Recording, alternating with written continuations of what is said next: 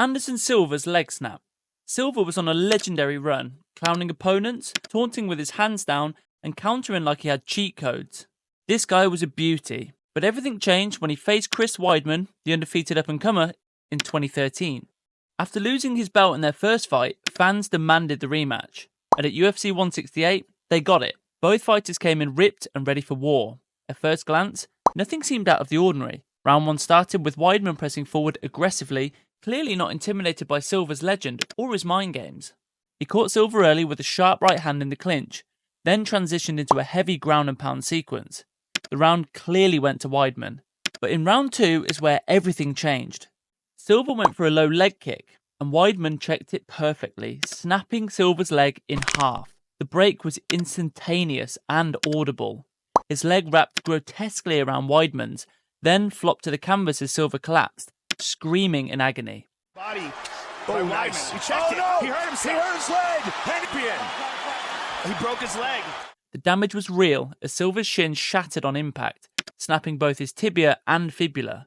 As soon as this happened, referee Herb Dean immediately stopped the fight, giving Weidman the victory by TKO. Silva was stretched out and rushed to a Vegas hospital, where surgeons inserted a titanium rod into his leg. He was sidelined for over a year, and though he returned to fight again, the aura that once made the Spider untouchable never fully came back.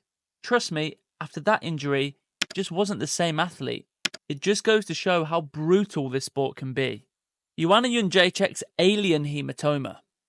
Joanna Yunjeks was already a legend, an elite striker with laser precision, endless cardio, and a champion's mindset. But at UFC 248, she walked into something different, something brutal. A 5-round war that would push her past every limit. It was March 2020, and she was standing across from Zhang Weili, the reigning strawweight champion. What followed wasn't just a title fight, it was a firefight. A non-stop brawl many still call the greatest women's fight in UFC history. From the very first exchange, both fighters went to war. The pace was wild. Joanna landed clean, 8 shots in return, and kept marching forward like a machine. There were no breaks, no time to breathe, just violence. But as the rounds wore on, something started to change. Joanna's forehead began to swell. At first, it seemed like a normal hematoma. Fighters get them all the time. But this one, it didn't stop. It grew and fast. Now this is the shot that gave her the swelling. By round 4, she didn't even look like herself. Her forehead had ballooned to a humongous size. Her brow line warped. Her skull looked like it belonged in a sci-fi movie. Let's just say it did not look too pretty. People at Cageside were stunned. Even Joe Rogan had to pause and say, "That is one of the nastiest hematomas I've ever seen." Despite blood pouring, face swelling, and vision likely compromised, she never stopped. By the final horn, both women were barely standing. The crowd rose to its feet. Joanna lost a razor-thin split decision, but no one walked away a loser. Joanna was taken straight to the hospital, luckily needing no major surgery. The swelling faded after a few days, but that image of the alien-like lump on her forehead, now that has become iconic. A symbol of how far fighters will go for glory. And even after all that, Joanna wasn't done. She didn't complain. She simply said, "Let's dance again. Fight for the belt." In doing so, she reminded the world what it means to be a true warrior. Michael Bisping's detached retina. Michael Bisping was always a brawler, loud, scrappy, and never afraid of a dogfight. The guy had knockout power, an iron chin, and a will that refused to bend. But in January 2013, everything changed in his fight against Vitor Belfort. You see, Vitor was a dangerous veteran, juiced to the gills on TRT, and swinging with the fury of his old Pride days. In the opening round, both men came in fired up, ready to make a statement. Belfort remained composed, circling, feinting, and stalking Bisping with veteran patience. Then early in round 2, he found his moment. Out of nowhere, Belfort unleashed a left high kick that landed flush on the right side of Bisping's face. There it is again! Left high kick! Bisping went down hard, and Belfort pounced on him, landing a couple of follow-up shots on the ground before referee Dan Mergliotta quickly stepped in to wave it off. It was a TKO win for Belfort, but that was the least of Bisping's problems. The kick that dropped him didn't just end the fight, it detached the retina in his right eye, setting off a chain of complications that would follow him for the rest of his career.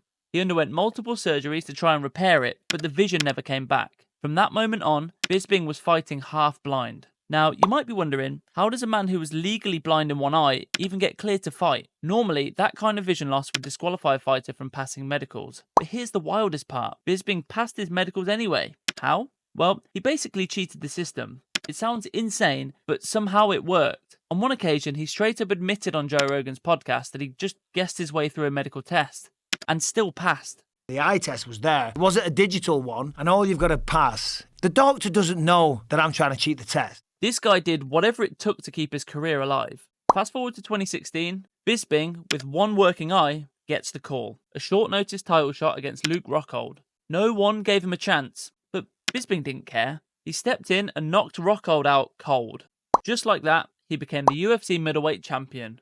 One of the craziest underdog stories the sport has ever seen. Today, Bisping talks about his injury openly. He even popped out his prosthetic eye on a podcast, turning trauma into dark humour.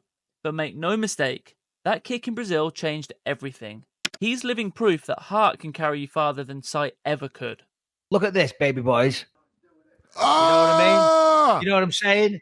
Chris Weidman's leg break. Chris Weidman was truly on top of the world in the time shortly after defeating Anderson Silva for the first time.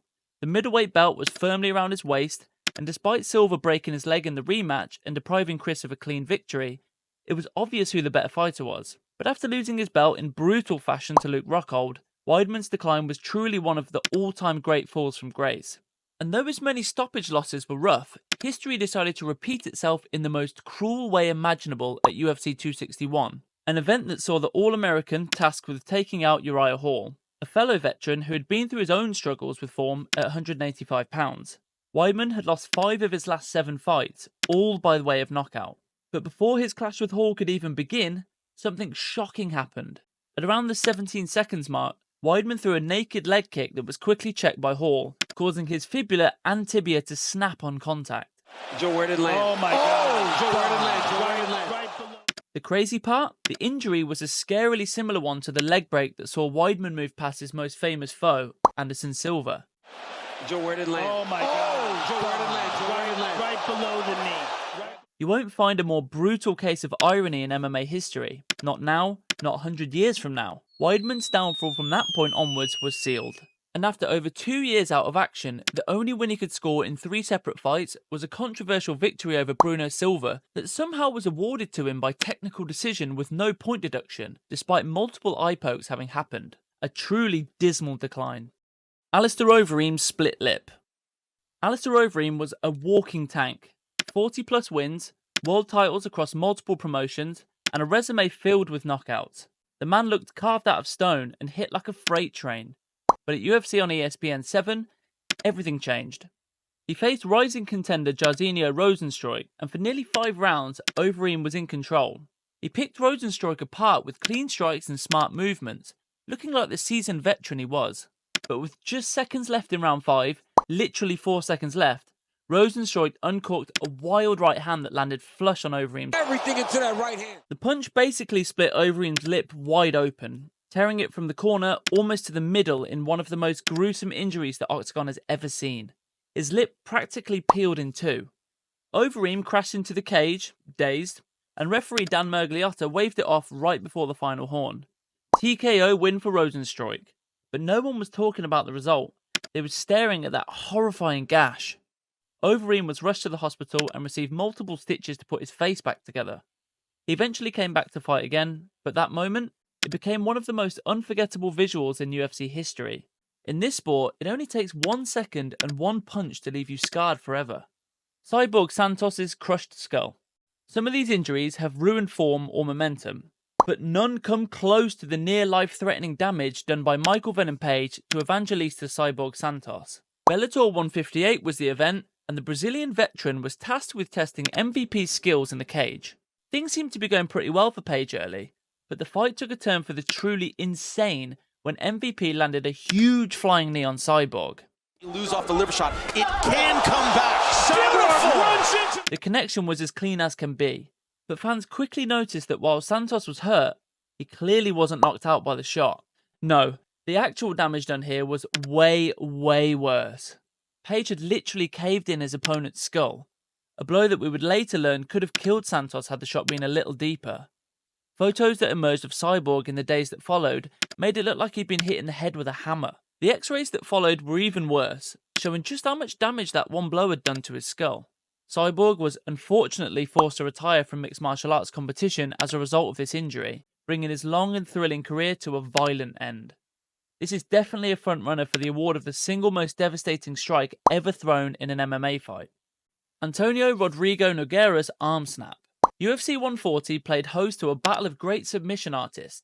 The American former UFC champ Frank Mir, who came into this heavyweight clash as the less decorated BJJ fighter, but a credible threat nonetheless, and the mighty former Pride champion Antonio Rodrigo Nogueira, the far more skilled jiu-jitsu practitioner, at least on paper. But all fights start on the feet, and in the early stages of round 1, Big Nog was the one to strike first, hurting Frank Mir badly on the feet, so much so that he probably could have stopped the fight with strikes for a TKO. But Nogueira's pride took over in a huge way, and he decided to go for the guillotine, the ultimate exclamation point on what would have been a statement victory. However, Mir was badly beaten, but not done fighting, and in a crazy turn of events, he fought out of the sub, reversed position, and put Big Nog right into a locked-in Kimura. And boy did he crank on that arm. So much so that the two rolled wildly across the mat, with Mir finding an even stronger position, and he continued to crank on that arm, eventually snapping his humerus as the tap finally came. It was a shocking submission, and one that left Big Nog out of action for another 10 months, making it very clear that his best fighting days were now long behind him. Matt Mitreions' eye swell.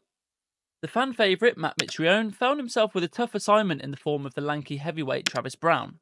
Nothing really stood out about the opening 2 rounds of the fight, but Browne clearly landed at least one clear eye poke on Mitrione. Next thing you knew, Browne had stolen the fight's momentum, throwing vicious ground and pound to eventually score the finish by way of TKO. But as soon as the defeated Mitrione stood up, the true damage became clear. His eye had swollen to the size of a golf ball due to a broken orbital bone. Seriously, it was the type of gruesome injury that made him look like something out of an 80s horror movie. Look at this. Boom. Oh, yeah. Just like we called it. And yet, both Browne and UFC president Dana White seemed to suggest that it was the punches, not the eye pokes, that caused Matt's eyes to swell up. But nobody really knew for sure. Thankfully, the swelling did eventually go down, and Mitreions was sent back to the Octagon just 5 months later, where he rebounded with the first round KO of Carl Sumanatafa. Conor McGregor's leg break. The cordial words exchanged between Conor McGregor and Dustin Poirier ahead of and directly after their UFC 257 rematch did not last for long. And when the tension started to bubble under the surface again, it just kept on growing and growing, right up to fight night. All of a sudden, these two were mortal enemies again, and this turn came just in time for their trilogy bout at UFC 264. This time, Poirier was the betting favourite. After he leg kicked the Irishman into oblivion in their second fight, thanks to Conor's overly heavy boxing stance, McGregor was the one with everything to prove in the trilogy bout. This went pretty well for him right up until Dustin started to counter, and when he did, they found themselves in the clinch, and then an ill-advised guillotine attempt left Conor on bottom, receiving a healthy dose of ground and pound from the Diamond. But when they stood up and re-engaged at the end of round 1, disaster struck.